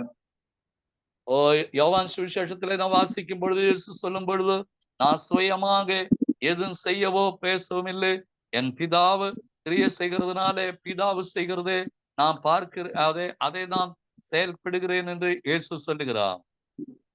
യോഹന്നാന്റെ സുവിശേഷം 14-ാം അധ്യായത്തിൽ കർത്താവായ യേശു ക്രിസ്തു പറഞ്ഞു, ഞാൻ സംസാരിക്കുന്നതും സ്വയേ അല്ല, പിതാവ് എന്നിൽ വസിച്ചുകൊണ്ട് അവന്റെ പ്രവൃത്തി ചെയ്യുന്നു.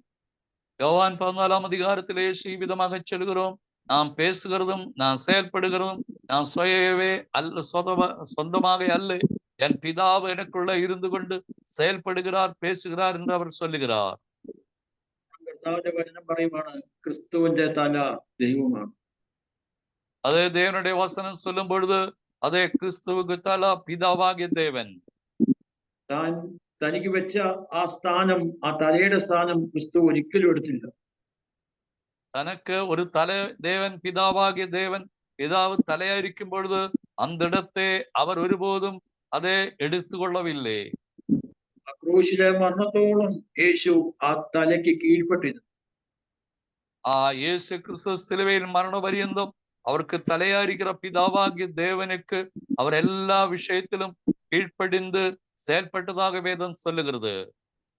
അതുകൊണ്ട് സ്വർഗീയ പിതാവ് യേശു ക്രിസ്തുവിലൂടെ നടന്നു, യേശു ക്രിസ്തുവിലൂടെ പ്രവർത്തിച്ചു, യേശു ക്രിസ്തുവിലൂടെ സംസാരിച്ചു. அதனாலே பரலோக பிதாவு இந்த பூமியில் கிறிஸ்துவிலூടെ செயல்பட்டாங்க, கிறிஸ்துவிலൂടെ നടന്നത്, ക്രിസ്തുവിലൂടെ பேசினார்.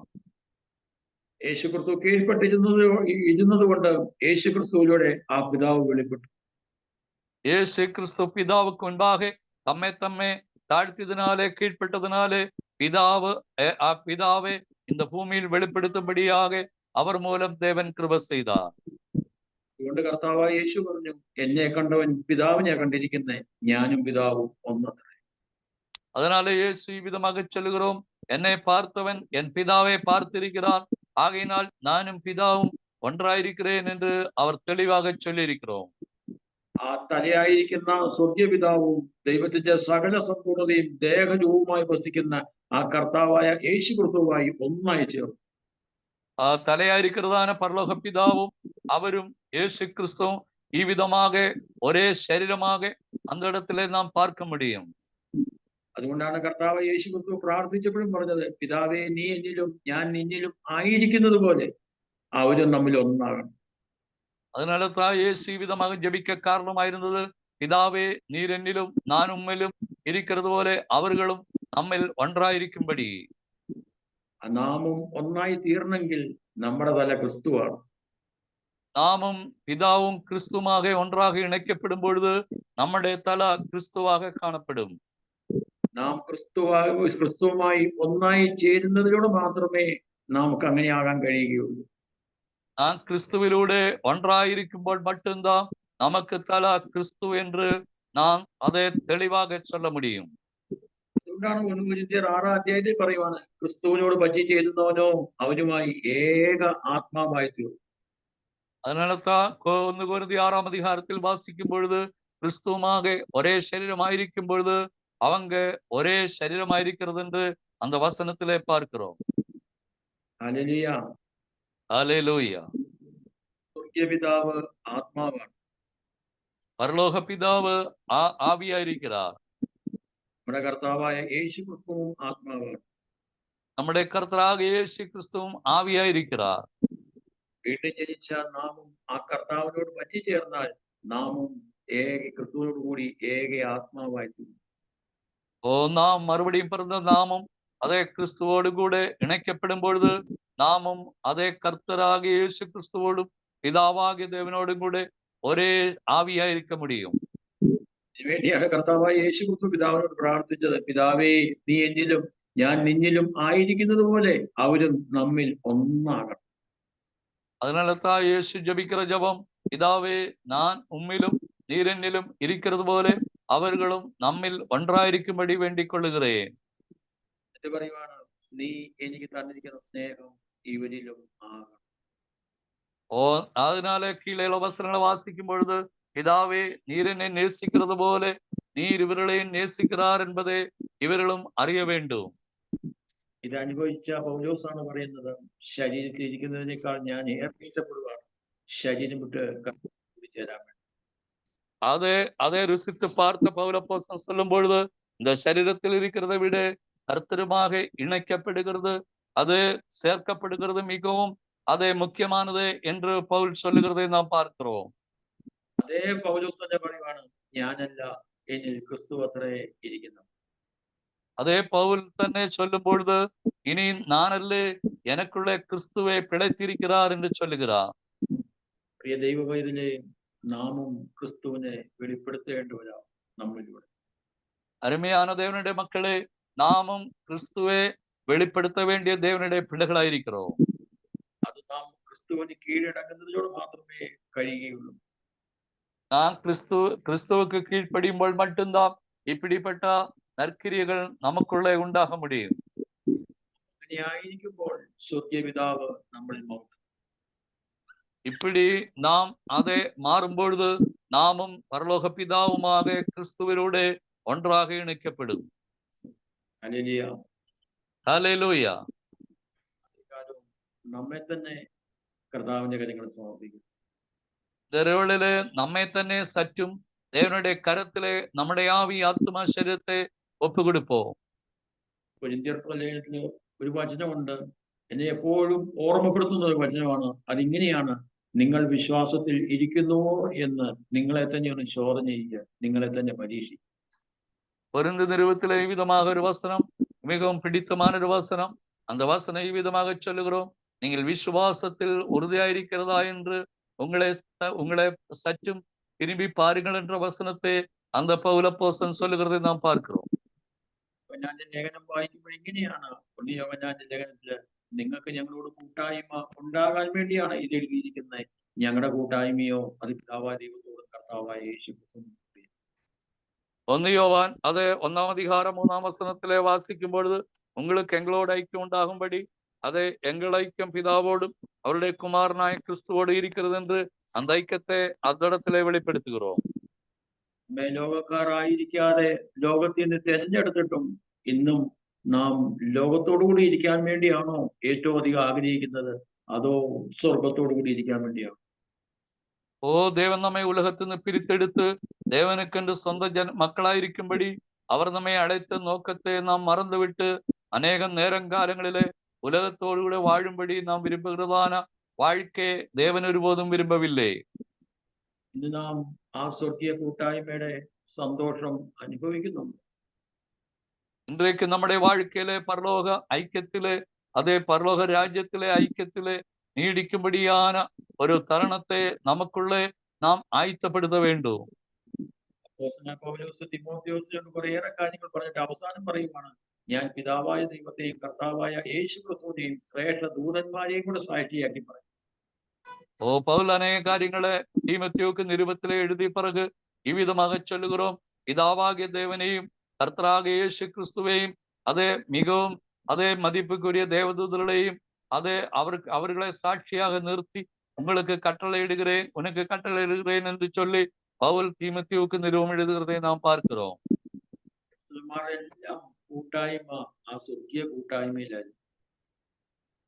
അവരുടെ എല്ലാം ഐക്യം தேவனோடும் கிறிஸ்துவோடுമുള്ള പരലോക ഐക്യത്തിലെ അവர்கள் നീടിത്തിരുந்தார்கள். ആധിപത്യം പറയുന്നത്, ഞങ്ങൾ കണ്ടത്, ഞങ്ങൾ കേട്ടത്, ഞങ്ങൾ തൊട്ടത് അത് നിങ്ങൾക്ക് ഞങ്ങളോട് കൂട്ടായ്മ ഉണ്ടാകാൻ വേണ്ടി. அதனால 1 யோவான் 1:3 மறுபடியும் பவுல் சொல்லும் யோவான் சொல்லும் பொழுது, அது நாங்கள் கண்டதையும் கேட்டதையும் தொட்டதையும் உங்களுக்கு எங்களோட ஐக்கியம் ഉണ്ടാകുம்படி ഇത് എഴുതപ്പെട്ടിരിക്കുന്നത് എന്ന് சொல்லுகிறோம். നാം ഒരു പ്രഭാതം ആരംഭിക്കുമ്പോൾ തന്നെ അത് കർത്താവായ യേശു ക്രിസ്തുവായിട്ടുള്ള ഒരു കൂട്ടായ്മ ബന്ധത്തിലൂടെയായിരുന്നു.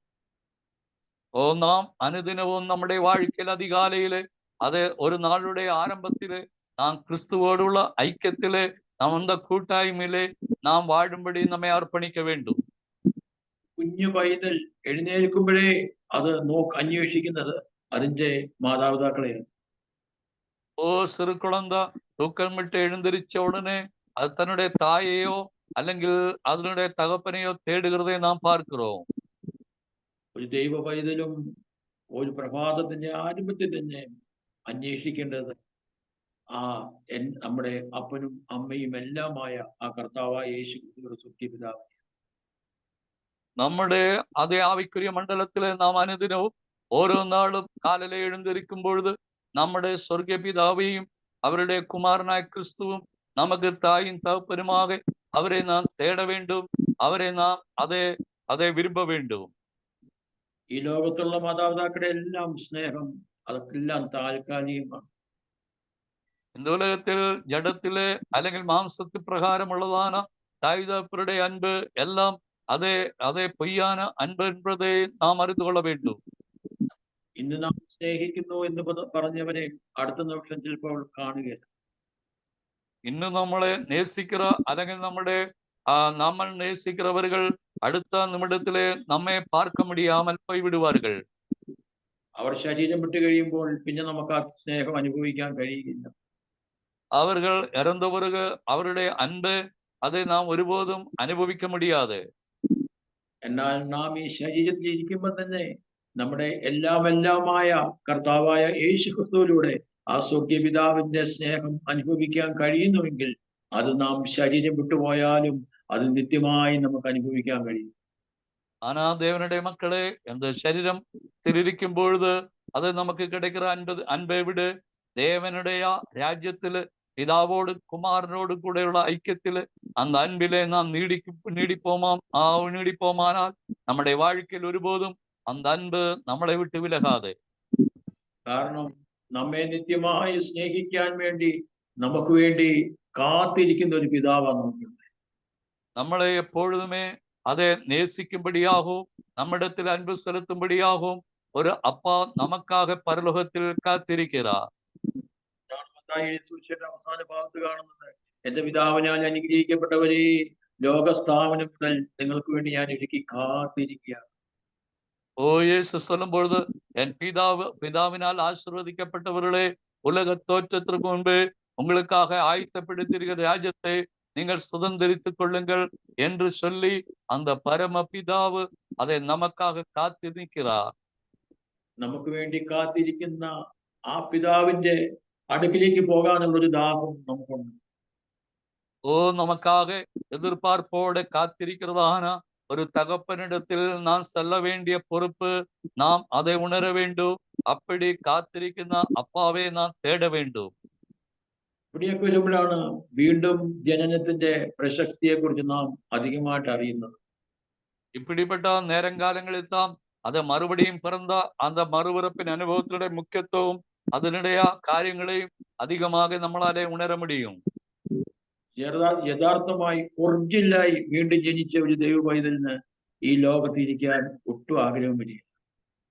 உண்மையாகவே மறுபடியும் பிறந்த சத்தியத்தின்படியே மறுபடியும் பிறந்த ஒரு தேவனுடைய பிள்ளைக்கு இந்த உலக வாழ்வு அவன் வெறுக்கிறான். அதை பிதாவோடும் குமாரன் ஐக்கியத்திலே നീടിക്കുമ്പടി அவங்க വിരുമ്പുறாർ. യോഹന്നാന്റെ ലേഖനം വായിക്കുമ്പോൾ പറയുവാണ്, ദൈവത്തിൽ നിന്ന് ജനിച്ചവൻ പാപം ചെയ്യുന്നേ ഇല്ല. யோவான் 20 வாசிக்கும் பொழுது, தேவனால் பிறந்தவன் பாவம் செய்ய மாட்டான். കാരണം പറയുവാണ്, എന്തെന്നാൽ ദൈവത്തിന്റെ വിത്ത് അവന്റെ ഉള്ളിൽ വസിക്കുന്നു. ஏனென்றால் தேவனுடைய வித்தாகிய கிறிஸ்து அவனுக்குள்ளே வாசம் பண்ணிக்கொண்டிருக்கிறோம். ദൈവത്തിൽ നിന്ന് ജനിച്ചതിനാൽ അവന് പാപം ചെയ്യാൻ കഴിയില്ല. அவன் தேவனால் பிறந்திருக்கிறபடியினாலே அது அவனாலே ஒருபோதும் பாவம் செய்ய முடியாது.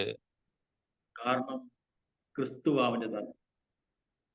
அது மறுபடியும் பிறந்த தேவனுடைய சமூகத்தில் இருக்கிறதான ஓரோ தேவனுடைய பிள்ளைகளுக்கும் கிறிஸ்து தலையாയിരിக்க வேண்டும். അവൻ എപ്പോഴും ദൈവത്തിന് കീഴ്പ്പെട്ടിരിക്കുന്നവൻ. അവൻ எப்பொழுதுமே தேவனுக்கு கீழ்ப்படிந்தவனாய் காணப்படுவார்கள். അവൻ എപ്പോഴും ആ ദൈവ സാന്നിധ്യത്തിലാണ് ജീവിക്കുന്നത്. அவன் எப்பொழுதுமே தேவனுடைய சமூகத்தில் தான் அவனுடைய வாழ்க்கை காணப்படுகிறது. അതുകൊണ്ട് എപ്പോഴും അവൻ ആ ദൈവ സാന്നിധ്യം അനുഭവിച്ചുകൊണ്ടിരിക്കുകയാണ്. அவன் தேவனுடைய சமூகத்தில் எப்பொழுதும் தேவனுள்ள ஐக்கியத்தையும் அதை உறவாடுதலையும் எப்பொழுதும் அவன் അനുഭവിച്ചു കൊണ്ട് வருகிறோம். പ്രിയ ദൈവവൈതലേ, നാം എത്രയോ ശ്രേഷ്ഠകരമായ ആത്മീയ ആഹാരങ്ങളാണ് നമ്മുടെ സ്വർഗീയ പപ്പ നമുക്ക് ഓരോ ദിവസവും തന്നുകൊണ്ടിരിക്കുന്നത്. அருமையான தேவனுடைய மக்களே, நமக்கு எவ்வளவு மேன்மையான அது சிறப்பான தேவனுடைய வார்த்தைகள் தான் അനുദിനവും ദേവൻ നമുക്ക് കൊടുത്തുകൊണ്ടിരിക്കുന്നത്. നാം ഓരോ ദിവസവും നമ്മുടെ സ്വയത്തെ തകർത്ത് ആ സ്വർഗീയ കൂട്ടായ്മയുടെ സന്തോഷം ധാരാളമായിട്ട് അനുഭവിക്കാൻ വേണ്ടിയാണ്. ഓ നമ്മുടെ வாழ்க்கையில നമ്മുടെ ജഡത്തിനുடைய സ്വയത്തെ, മാംസത്തിൻ സ്വയത്തെ തകർത്ത് அதை களைந்து போட்டு நாம் அனுதினமும் தேவனோடு அதை நெருங்கி வாழும்படியாக நம்முடைய வாழ்க்கையிலே நம்மை அர்ப்பணித்து அதை தேடி നാടി அதை தேவனுக்காக செயல்பட வேண்டும். നിങ്ങൾക്ക് ഞങ്ങളോട് കൂട്ടായ്മ ഉണ്ടാകാൻ വേണ്ടി ഇത് എഴുതിയിരിക്കുന്നു എന്ന് പറഞ്ഞിട്ട് നമ്മുടെ കൂട്ടായ്മ ആ സ്വർഗീയ കൂട്ടായ്മയിലാണോ? ஓ നിങ്ങൾക്കും அந்த ஐக்கியம் உண்டாகும்படி இதை எழுதுகிறேன் என்று சொன்ன பிறகு, நீங்கள் எங்கள் ஐக்கியம் பிதாவோடும் அவருடைய குமாரனாய் கிறிஸ்துவோடும் எங்களுக்கு ஐக்கியம் உண்டு என்பதையும் தெளிவாக அந்த வசனங்களிலே எழுதப்பட்டிருக்கிறது. ഹല്ലേലൂയ. നമുക്ക് നമ്മളെ തന്നെ ശോധന ചെയ്യാം. தெருவிலே சற்று வசனத்துக்கு முன்பாக നമ്മെ തന്നെ അതെ ചിന്തിத்து பார்ப்போம். എത്രമാത്രം നമുക്ക് ദൈവത്തിന് കീഴ്വഴങ്ങാൻ പറ്റുമോ അത്രമാത്രം കീഴടങ്ങാനുള്ള ശക്തിയും വരും തരയണമേ എന്ന് പ്രാർത്ഥിക്കും. எந்த அளவுக்கு தேவனுடைய சமூகத்தில் நம்மை தாழ்த்த முடியுமோ அந்த அளவுக்கு தேவ சமூகத்தில் நம்மை தாழ்த்தும்படியாக நாம் தேவ சமூகத்திலே நம்மை ஆவி ஆத்மா ശരീരത്തെ അർപ്പണിക്ക வேண்டும்.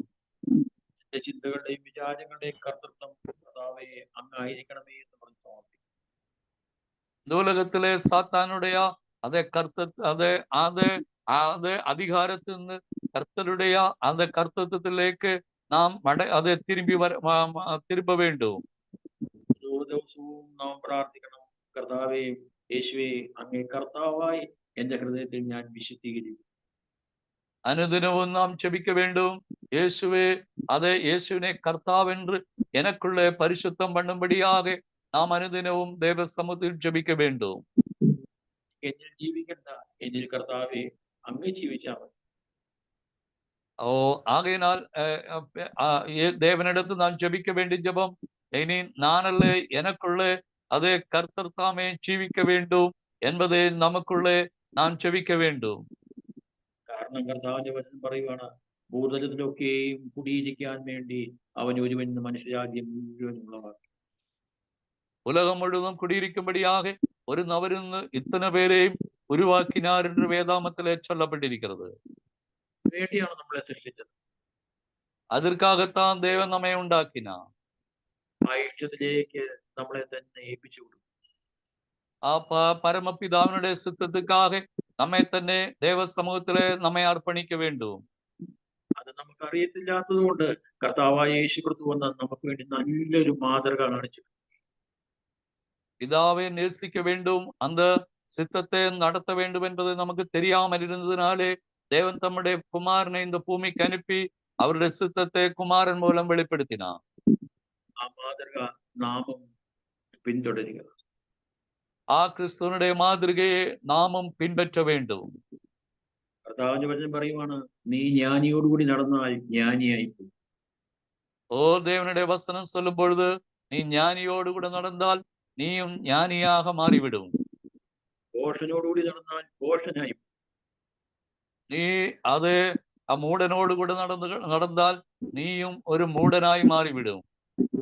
എന്നാൽ നാം കർത്താവിനോടുകൂടി നടക്കുന്നുവെങ്കിൽ നാം കർത്താവ് പോലെയായി. നാം കർത്തരോട് കൂടെ നടപ്പോമാനാൽ നാമും കർത്തരുടെ സ്വഭാവം നമുക്കുള്ളേയും ഇരിക്കുമ്പടി ദേവൻ കൃപ ചെയ്വാർ. കാരണം കർത്താവിന്റെ വചനം പറയുവാണ്, ശിഷ്യൻ ഗുരുവിന് മീതെയല്ല, ഗുരുവിനെ പോലെയാകുന്നത് ശിഷ്യൻ. தேவனுடைய வசனம் விதமாக சொல்லுகிறோம், அதே சீஷன் அதே அதே குருவுக்கும் மேலே அல்ல, அதே குருவை போல மாறுகிறதுதான் சீஷனுடைய தகுதியா இருக்கிறது. നാം തന്റെ പുത്രനോട് അനുരൂപനാകണമെന്നാണ് കർത്താവിന്റെ വചനം പറയുന്നത്. நாம் தேவனுடைய குமாரனாய் கிறிஸ்துவுக்கு അനുരൂപരാக மாற வேண்டும் என்பதையும் வேதவசனத்திலே சொல்லப்பட்டிருக்கிறது. വേഷരെ പറയുവാണ്, ക്രിസ്തുവിന്റെ സമ്പൂർണതയായ പ്രായത്തിന്റെ അളവ് നാം പ്രാപിക്കണം. கிறிஸ்துவனுடைய அதே சம்பூர்ணமான அதே அதே அதே அந்த പ്രായത്തിനുடைய അതേ തകുതി നമുക്കുള്ളേ ഇരിക്ക வேண்டும் என்பதே. അതിന് നാം ഓരോ ദിവസവും കർത്താവിനോടുകൂടി നടന്നു. അനുദിനവും നാം കർത്താവോട് കൂടെ നടക്ക வேண்டும். ഹല്ലേലൂയ. ഹല്ലേലൂയ. രാത്രികാലം നമ്മളെ തന്നെ കർത്താവിന്റെ കൈകൾ സമർപ്പിച്ച് പ്രാർത്ഥിക്കും. ഇന്തരവിളിലെ നമ്മെ തന്നെ ദേവ സമൂഹത്തിലെ സറ്റും അത് നമ്മുടെ ആവി ആത്മാ ശരീരത്തെ ഒപ്പുകൊടുത്ത് നമ്മൾ ജപിക്കലാം. അപ്പൊ ഈ രാത്രികാലം അങ്ങ് ഞങ്ങൾക്ക് തന്ന വിലയേറിയ മുത്തുകൾക്കായി பரலோக பிதாவே, அப்பனே, நீர் இந்த ஜனங்களுக்கு கொடுத்ததான விலையேறப்பெற்ற முத்துக்களான தேவனுடைய വാർത്തകൾക്കാக വസനങ്ങൾക്കാக സ്തോത്രം. കർത്താവേ, അങ്ങ് പിതാവേ അങ്ങ് യേശുവിലും ആയിരിക്കുന്നത് പോലെ ഞങ്ങളും കർത്താവിനോട് പറ്റിച്ചേർന്ന് ഒന്നായി തീരുവാൻ തക്കോണം അതിലൂടെ ആ സ്വർഗീയ പിതാവിന്റെ സ്നേഹം അനുഭവിക്കാനുള്ള കൃപ എല്ലാവർക്കും പകർന്നു കൊടുക്കണം. പിതാവേ, ക്രിസ്തു சொன்னதுபோல நீர் என்னிலும் நான் உம்மிலும் இருக்கிறது போல அவர்களும் நாங்கள் அனைவரும் கிறிஸ்துவிலும் பிதாவிலும் ஒன்றாக இணைந்து நாங்கள் தேவ சமூகத்திலே தேவனுக்காக வாழ எங்களுக்கு கிருபை செய்யும். ഈ രാത്രികാലം കൂടി വന്ന കുഞ്ഞുങ്ങളെല്ലാം അങ്ങയുടെ കാര്യങ്ങൾ സമർപ്പിച്ച് പ്രാർത്ഥിക്കും. ിലെ കൂടി വന്ന് ദേവനുடைய വാർത്തകളെ കേട്ട ദേവനുடைய മക്കളെ എല്ലാം ഉമ്മയുടെ സമൂഹത്തിലെ അർപ്പണിக்கிறோம். സന്ദേശങ്ങൾ ഇനി കേൾക്കാനിരിക്കുന്ന കുഞ്ഞുങ്ങളെയും അങ്ങയുടെ കാര്യങ്ങൾ സമർപ്പിക്കും. தேவனுடைய செய்திகளே மறுபடியுமாக அது தேவ சித்தத்தின்படி கேட்க விரும்புகிறதான தேவனுடைய பிள்ளைகளையும் உம்முடைய கருத்திலே ஒப்படைக்கிறோம். എല്ലാ ഈ സ്വർഗീയ കൂട്ടായ്മയുടെ സന്തോഷം അനുഭവിച്ചറിയുവാനുള്ള കൃപ കുഞ്ഞുങ്ങൾക്ക് കൊടുക്കണമേ എന്ന് പ്രാർത്ഥിക്കും. பரலோக ராஜ்யத்தினுடைய மகிமையான சந்தோஷத்தை அனைவரும் ருசித்து அறியத்தக்கதான கிருபையை அனைவருக்குள்ளேயும் தேவன் ஊற்றுவீராக നാഥാ. മഹത്വം മുഴുവനും കർത്താവായ യേശു ക്രിസ്തുവിന്റെ സ്വർഗീയ പിതാവേ അങ്ങേക്ക് ആമേൻ. துதிகன மகிமையெல்லாம் பிதாவாகிய தேவனுக்கு கிறிஸ்து மூலம் ஏறெடுக்கிறோம். பரலோக பிதாவே ஆமேன்.